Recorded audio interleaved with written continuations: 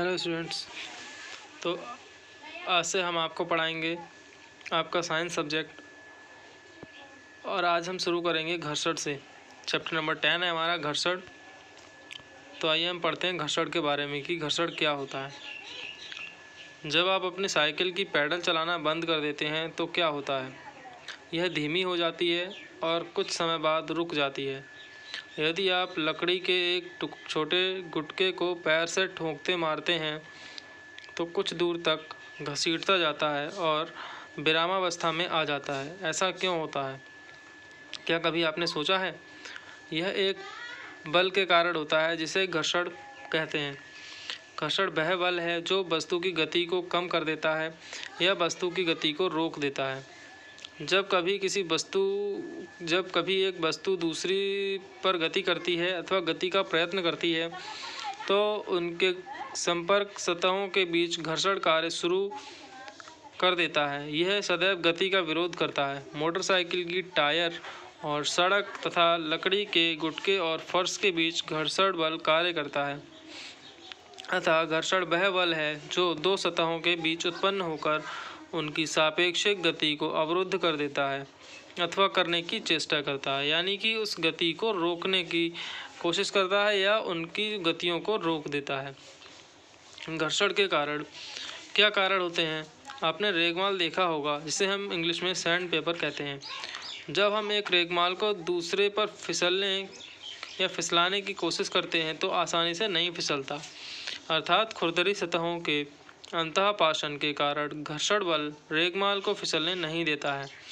वास्तव में सभी वस्तुओं की सतह खुरदरी होती है, किंतु नग्न आँखों से देखने पर यह चिकनी दिखती है। दोनों सतहों का अंतःपाषण, यानी कि दोनों को हम जब जोड़ के रखते हैं और एक दूसरे के ऊपर गति कराते हैं तो वह गति करने का विरोध करते हैं, जिससे घर्षण बल उत्पन्न होता है। इसलिए घर्षण सतहों के खुरदरेपन यह कि जो सतह होती है उसके खुरदरेपन के कारण होता है। जो वस्तु पृष्ठों के खुरदरेपन को कम करती है वह घर्षण बल को कम कर देती है। घर्षण बल के गुण निम्नलिखित हैं। स्पर्शी सतहों के बीच घर्षण का परिणाम सतहों की प्रकृति तथा आरोपित बल पर निर्भर करता है। यह तभी उत्पन्न होता है जब एक वस्तु को दूसरी वस्तु के ऊपर गति कराई जाती है। इससे दोनों वस्तुओं की स्पर्शी सतहें घिस जाती हैं। यह सदैव वस्तु की गति का विरोध करता है तथा वस्तु को रोकने की चेष्टा करता है। घर्षण से संबंधित कुछ परिभाषाएं, जैसे स्थैतिक घर्षण, जिसको हम स्टैटिक घर्षण कहते हैं, स्टैटिक फ्रिक्शन कहते हैं।